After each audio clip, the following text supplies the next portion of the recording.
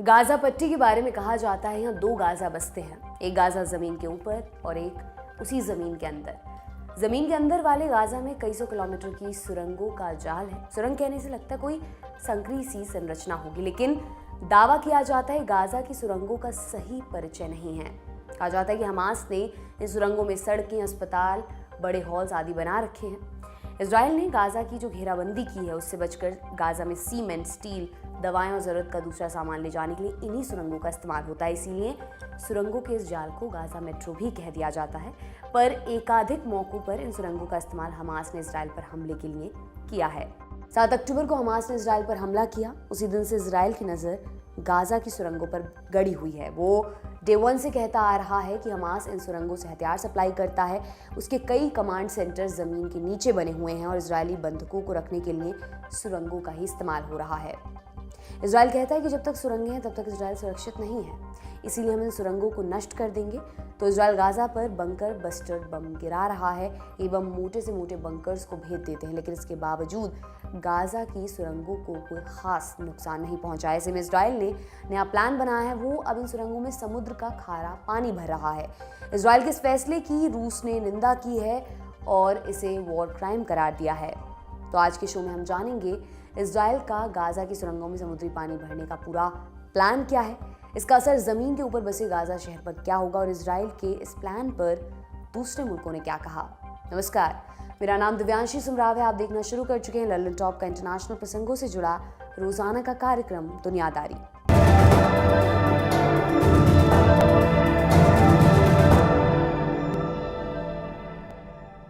सबसे पहले आपको समझाते हैं गाजा के अंदर सुरंगें बनी कब। इसके लिए हमें इतिहास में दाखिल होना पड़ेगा। साल 1967 में इजराइल और अरब देशों के बीच भयंकर जंग हुई थी। इसमें इजराइल ने अरब देशों को पछाड़ दिया था। उसने मिस्र के सिनाई पेनिनसुला, सीरिया के Golan Heights, West Bank, east Jerusalem और गाजा पट्टी पर कब्जा कर लिया। गाजा सिनाई पेनिनसुला की सबसे घनी आबादी वाला इलाका था, इसलिए इजराइल को यहाँ सरकार चलाने में कई दिक्कतें आती थी। गाजा कब्जाने के बाद इजराइल के सामने सबसे बड़ा सवाल था कि यहाँ प्रशासन कैसे चलेगा, कौन किस चीज़ को कंट्रोल करेगा और सरकारी हुक्म लागू कैसे होगा। इसको लेकर साल 1978 में कैंप डेविड अकॉर्ड्स हुए, लेकिन इसमें कुछ खास हल नहीं निकल पाया। बहरहाल गाजा पर इजराइल का ही कब्जा बरकरार रहा। फिर साल 1993 में ओस्लो अकॉर्ड हुआ। यासिर अराफात के पीएलओ ने इजराइल को मान्यता दे दी। इजराइल ने भी पीएलओ को फिलिस्तीन का आधिकारिक पक्ष करार दिया, लेकिन गाजा को लेकर स्पष्टता नहीं आ पाई। गाजा इजरायलियों के नियंत्रण में था, वहाँ उनका ही हुक्म चलता रहा। फिर साल 1995 में ओस्लो अकॉर्ड 2 हुआ। इसमें वेस्ट बैंक और गाजा में फिलिस्तीनियों की सरकार बनाने पर जोर दिया गया। ये समझौता इजिप्ट के तबा में हुआ था, इसलिए इसे तबा अग्रीमेंट नाम से भी जाना जाता है। इसके बाद से इजराइल ने गाजा खाली करने का मन बनाया, लेकिन गाजा खाली करना इतना आसान नहीं था, क्योंकि इजराइल ने यहाँ कई अवैध बस्तियां बनाई हुई थी। ऐसी कई बस्तियां इजराइल ने वेस्ट बैंक में भी बना रखी हैं। अंतर्राष्ट्रीय कानून के मुताबिक ये अवैध कब्जे हैं। इजरायली सरकार के सामने सवाल ये था कि वो अपना फौज फाटा गाजा से वापस बुलाए, तो गाजा में बने इजरायली सेटलमेंट्स का क्या हो, वहाँ रहने वाले इजरायलियों की रोजी रोटी का सवाल था। फिर आया साल 2001। उस वक्त इजराइल के प्रधानमंत्री एरियल शरोन थे, जो गाजा से पीछे हटना चाहते थे, लेकिन वो सेटलमेंट्स के भविष्य को लेकर असहज थे। ऐसे में गाजा के चरमपंथी गुटों को लगा कि इजराइल आनाकानी कर रहा है। उन्होंने इजरायली सेना पर छापामार हमले शुरू कर दिए, लेकिन दिक्कत ये थी कि हमला कितना भी बड़ा हो, इजरायली सेना के साजो सामान और ट्रेनिंग से लोहा लेना लगभग नामुमकिन सा था।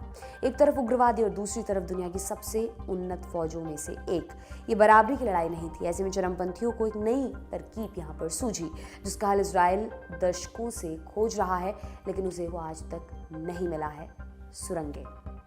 शुरुआती सुरंगें इतनी विशाल या जटिल नहीं थी। चरमपंथी सुरंगें खोदकर उनमें बारूद भर देते और जब कोई इजरायली सैनिक इसकी जद में आता तो ब्लास्ट होता। इन हमलों ने इजराइल की फौज को बहुत हरास किया, लेकिन इनका कोई पक्का इलाज नहीं था। बस यही किया जा सकता था कि जब सुरंगें मिले उन्हें नष्ट कर दिया जाए। फिर आता है साल 2004। प्रधानमंत्री एरियल शरोन ने गाजा पट्टी खाली करने का ऐलान किया। इजराइल के निकलते ही वहाँ सत्ता के लिए संघर्ष शुरू हो गया। हमास और फतह आपस में लड़ने लगे। साल 2006 में यहाँ इलेक्शन हुए। हमास ने जीत दर्ज की, फतह ने नतीजे मानने से इनकार कर दिया। नतीजा दोनों में लड़ाई हुई। 160 लोग मारे गए, 700 घायल हुए, पर अंततः गाजा पट्टी पर हमास का ही कब्जा हो गया और अब तक बना हुआ है। सत्ता में आने के बाद हमास ने सुरंगों के पुराने नेटवर्क को बढ़ाना शुरू किया। गाजा में इनका इस्तेमाल 2 पर्पस से किया जाता है। पहला, इजराइल के साथ लड़ाई, लड़ाई के लिए 2 तरह की सुरंगें बनाई गई। पहली, ऑफेंसिव टनल्स। इन सुरंगों का इस्तेमाल इजराइल में दाखिल होकर वहां हमले के लिए किया जाता, या फिर गाजा इजराइल सीमा पर बनी इजरायली फौज की चौकियों को निशाना बनाने के लिए। इसी तरह डिफेंसिव टनल्स भी बनाए गए। इनका इस्तेमाल भी लड़ाई के लिए होता है, लेकिन सीधे तौर पर नहीं। डिफेंसिव टनल्स में हमास के कमांडर्स बैठते हैं। सुरंगें मोर्चे से कुछ दूरी पर होती हैं। यहाँ से बैठकर कमांडर्स हमले की निगरानी करते हैं, लड़ाकों को इंस्ट्रक्शंस देते हैं। हमने थोड़ी देर पहले आपसे कहा था कि हमास और इजराइल की लड़ाई असिमेट्रिक है, बराबरी की नहीं है। हमास की सुरंगें इसी असिमेट्री को कम करने का प्रयास है। इजरायली फौज के पास दुनिया के सबसे उन्नत हथियार और तकनीक है, लेकिन तकनीक की सीमा यह है कि वो जमीन के भीतर बहुत अच्छे से नहीं देख सकती। ग्राउंड पेनिट्रेटिंग रडार से कुछ चीज़ों का पता लगाया जा सकता है, लेकिन ज़्यादा गहराई पर ये काम नहीं करता। इसी तरह बंकर रोधी बम भी कुछ गहराई तक सुरंगों को नुकसान पहुंचा सकते हैं, लेकिन जैसे सुरंगें ज़्यादा गहरी होती हैं वो बेअसर हो जाते हैं। कुछ सुरंगों की गहराई 35 मीटर तक है, इसलिए सुरंगें इजराइल के लिए इतने सालों से परेशानी का सबब बन रही हैं। वो या तो तब सुरंग को नष्ट करते हैं जब उन्हें छापे या हमले के दौरान किसी सुरंग का पता चल जाता है, या फिर तब जब उन्हें कोई मुखबिर बताता है कि हमास वालों ने फलानी जगह पर सुरंग बना ली है। हमास को ये सब मालूम है और इसीलिए वो सुरंगों का खूब इस्तेमाल करता है। 2006 में एक ऐसा ही हमला हुआ। हमास के लड़ाके एक सुरंग के जरिए इजराइल के पास बॉर्डर पर पहुंच गए। इस हमले में 2 इजरायली सैनिक मारे गए, जबकि एक सैनिक गिलाड शालिद को हमास ने अगवा कर लिया। 2011 में गिलाड की रिहाई के बदले 1027 कैदियों को छोड़ा गया। सुरंगों का ही वो परिचय जो इजराइल दुनिया को देता है, लेकिन सुरंगों का एक दूसरा परिचय भी है और उसका लड़ाई से संबंध नहीं है। आप जानते हैं कि गाजा में निकलना या घुसना फिलिस्तीनियों के हाथ में नहीं है। समंदर और मिस्र से लगी सीमा पर भी इजराइल की मर्जी के बिना ना सामान और ना लोग आ जा सकते हैं। गाजा में 23 लाख लोग रहते हैं और बाकी दुनिया के लोगों की तरह इनकी भी हर तरह की ज़रूरत है, खाना पीना, फ्यूल, दवाएं, सीमेंट, स्टील आदि। इजराइल जब चाहे बॉर्डर क्रॉसिंग्स बंद कर देता है और वो इस बात में भी दखल देता है कि कौन सा सामान अंदर जाएगा कौन सा नहीं। फिर मिस्र भी इजराइल हमास के पछड़े में अपने हाथ नहीं जलाना चाहता और ना ही वो चरमपंथियों को अपने यहाँ गुंडागर्दी करते देखना चाहता है, तो वो भी नाकेबंदी में इजराइल का साथ देता है। ऐसे में गाजा तक रसद ले जाने वाले कई रास्ते ज़मीन के भीतर दफन हो गए हैं। यहाँ लॉजिस्टिक टनल्स, इनसे ज़रूरत का हर सामान गाजा में लाया जाता है। 2006 के बाद इतनी सुरंगें बनी कि व्यापारियों की एक नई कौम पैदा हो गई। सुरंगों के जरिए व्यापार करने वाले लोग, आप कुछ भी ऑर्डर कर सकते हैं, सीमेंट से लेकर बम तक। ये लोग सुरंगों के जरिए आप तक पहुंचा देंगे। कईयों ने एक्स्ट्रा मुनाफा कमाया और अमीर हो गए। इजराइल की तरह इजिप्शियन सरकार को जैसे ही किसी सुरंग के बारे में पता चलता है वो इसे बंद करवा देती। कितनी लंबी है सुरंग, इस पर भी बात कर लेते हैं। साल 2021 में आई CNN की रिपोर्ट के मुताबिक हमास ने दावा किया था कि उनकी सुरंगों का जाल 500 किलोमीटर से भी ज़्यादा का है। ये सुरंगें स्कूलों, रिहायशी इमारतों और मस्जिदों में भी खुलती हैं। 2021 में इजराइल ने करीब 100 किलोमीटर का सुरंगों का नेटवर्क तबाह किया था, लेकिन समय के साथ इन सुरंगों का नेटवर्क और तगड़ा हुआ है। हमास की आधुनिक सुरंगों में वेंटिलेशन से लेकर बिजली की व्यवस्था सब कुछ है। हमास के लड़ाकों को सुरंग का चप्पा चप्पा पता है। हालिया विवाद में कई जानकार कह रहे थे कि हमास चाहता ही था कि ग्राउंड इन्वेजन हो, सुरंग का इस्तेमाल कर गुरिल्ला वॉर लड़ना चाहता था ताकि युद्ध लंबा खिंचे। अफगानिस्तान के पहाड़ों में अलकायदा ने ऐसी सुरंगें बनाई थी, प्राकृतिक गुफाओं का इस्तेमाल किया था। इन्होंने अमेरिकियों को वैसे ही परेशान किया था जैसे हमास की सुरंगें इजरायलियों को कर रही हैं। हमास का प्लान जो रहा हो, इजराइल ने ग्राउंड इन्वेजन में जल्दी नहीं की और ना ही एक बार में पूरे इलाके पर हमला किया। इजराइल जानता है कि एक साथ पूरे इलाके में फौज उतारना उल्टा भी पड़ सकता है, क्योंकि शहरी इलाकों में लड़ाई को प्रिडिक्ट नहीं किया जा सकता, वो किसी भी तरफ झुक सकती है। इसीलिए बहुत सोच समझकर अपनी फौज को गाजा में उतार रहा है इजराइल। सुरंगों को लेकर वो अब भी बहुत हद तक हवाई हमलों पर निर्भर है। जब भी इजराइल को किसी इलाके में सुरंग का पता चलता है या फिर अंदेशा होता है, वो वहाँ बंकर बस्टर बम गिराता है। क्या होते हैं बंकर बस्टर बम? अमूमन बम निशाने से टकराते ही फटते हैं, लेकिन बंकर बस्टर को 2 काम करने होते हैं। उसे पहले बंकर को तोड़कर अंदर घुसना होता है, फिर अंदर मौजूद निशाने के करीब फटना होता है। इसीलिए ऐसे बम बहुत ही मजबूत खोल में फिट किए जाते हैं और इनमें एक डिले फ्यूज़ लगा होता है जो बम को बता दे कि अभी नहीं फटना है, पहले अंदर चलो फिर फटना। इस तरह ये बम कंक्रीट की मोटी दीवारों, छतों को तोड़कर अंदर घुस जाते हैं और फिर फटे। ये 1000 किलो तक वजनी हो सकते हैं। और क्या ये बम काम कर रहे हैं? हमास की ज़्यादातर सुरंगें ज़मीन के काफ़ी अंदर बनाई हुई हैं, जिन तक बंकर बस्टर बम का कोई असर नहीं हो पाता। इसलिए इजरायली आर्मी इन सुरंगों के मुहानों को निशाना बना रहा है। इन्हें टनल शाफ्ट भी कहते हैं। इजराइल का दावा है उसने अब तक 800 टनल शाफ्ट को ढूंढ निकाला और 500 से ज़्यादा को नष्ट भी वो कर चुके हैं, पर अब भी बड़ी संख्या में ऐसी सुरंगें बची हुई हैं और हमास लड़ाके इन्हीं सुरंगों में छिपकर लड़ रहे हैं। इजरायली अखबार हारेट्स के मुताबिक इजरायली सेना ने ये बात कबूली है कि उनका हमास के लड़ाकों से सामना बहुत कम होता है। वो रात को कभी कभार हमारे सामने आते हैं और गायब हो जाते हैं। ये इस बात की तस्दीक करता है कि अब भी सुरंग का ये जाल सुचारू ढंग से काम कर रहा है। इसमें इजराइल ने इससे निपटने की नई स्कीम खोजी है। वो इन सुरंगों में समुद्र का पानी भरकर हमास के लड़ाकों को खदेड़ने का मंसूबा रखता है। ये दावा सबसे पहले वॉल स्ट्रीट जर्नल ने 4 दिसंबर की एक रिपोर्ट में किया। अखबार ने ये रिपोर्ट अमेरिकी अधिकारियों के हवाले से छापी थी। अब इजराइल के इस प्लान पर दूसरे देशों के भी रिएक्शंस आने शुरू हो गए हैं। अमेरिकी मैगजीन न्यूज़ वीक की खबर के मुताबिक यूएन में रूस के प्रतिनिधि दिमित्री पोलिंस्की ने इस प्लान पर चिंता जाहिर की और इसे वॉर क्राइम के दर्जे पर रखा है। अब सवाल उठता है कि अगर इजराइल इन सुरंगों में पानी भरता है तो क्या उसके मंसूबे कामयाब हो जाएंगे? तो जवाब है नहीं। कैसे?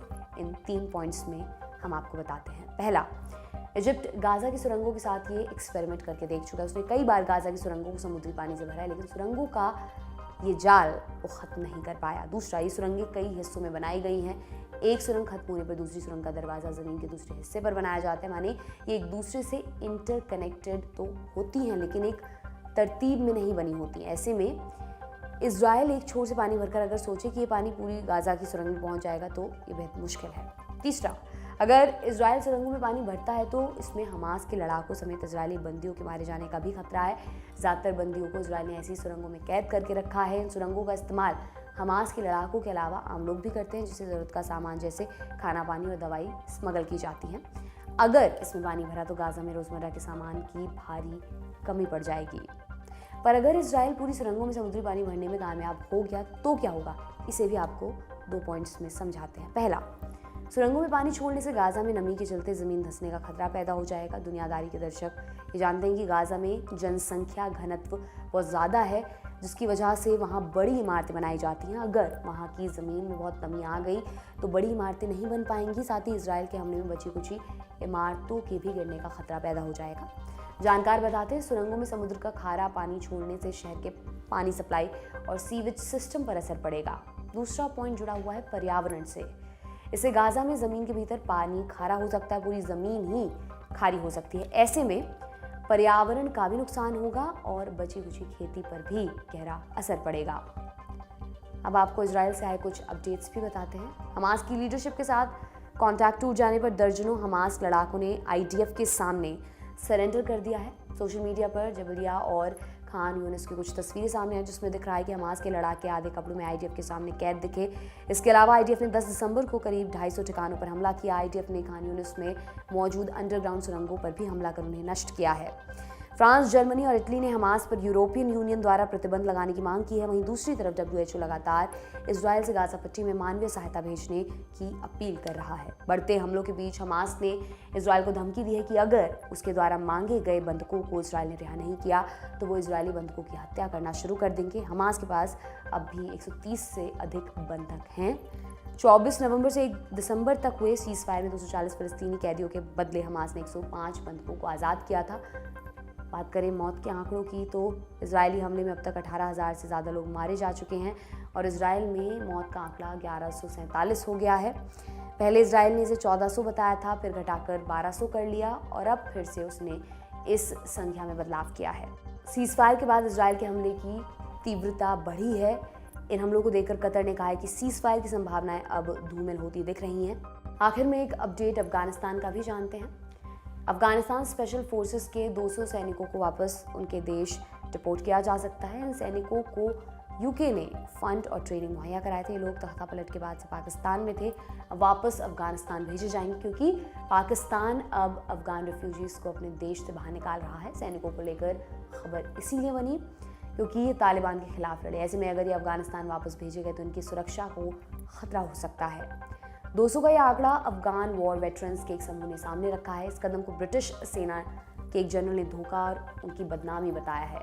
ब्रिटिश आर्मी में लंबे समय तक काम करने वाले और अफगानिस्तान में 12 साल तक पोस्टेड रहे जनरल सर रिचर्ड बैरंस ने BBC को बताया, इन सैनिकों को वापस से रीलोकेट न कर पाने की नाकामी हमारी बहुत बड़ी बदनामी है क्योंकि इससे दिखता है कि एक राष्ट्र के तौर पर हम कितने धोखेबाज और नकारा हैं।